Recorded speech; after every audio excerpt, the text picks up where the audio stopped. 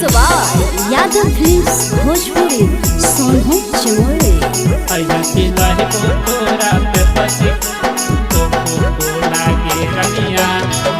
लहनियतन तो है पागल गे रनिया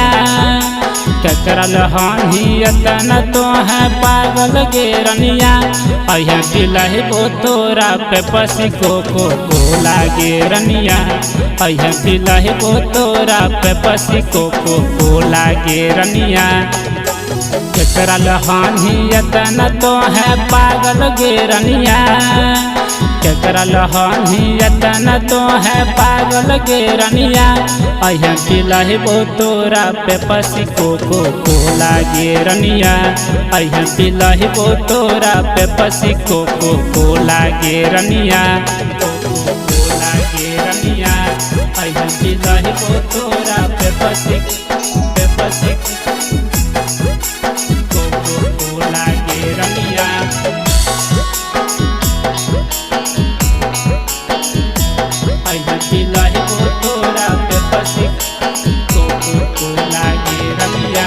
मारन छौगी छौगा पर अखिया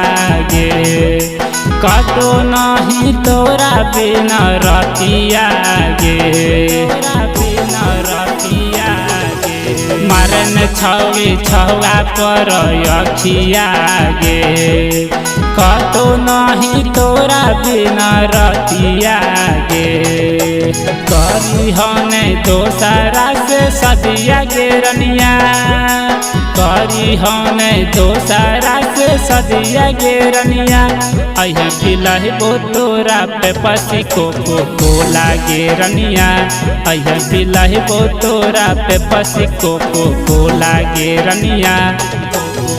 लागे रनिया अहिया पिलहि बो तोरा पे पसी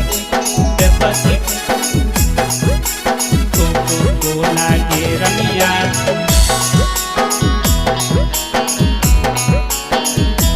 अहिया पिलहि बो तोरा पे पसी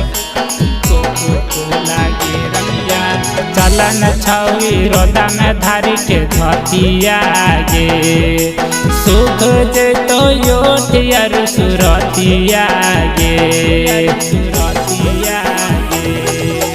पीछे देखे रहत छौई यह दिया गे लेके देखे धर्मेंद्र से सब दिया गे बन जाई तो मूड तोरा रोजीना गे रनिया बन जाई तो मूड तोरा रोजीना गे रनिया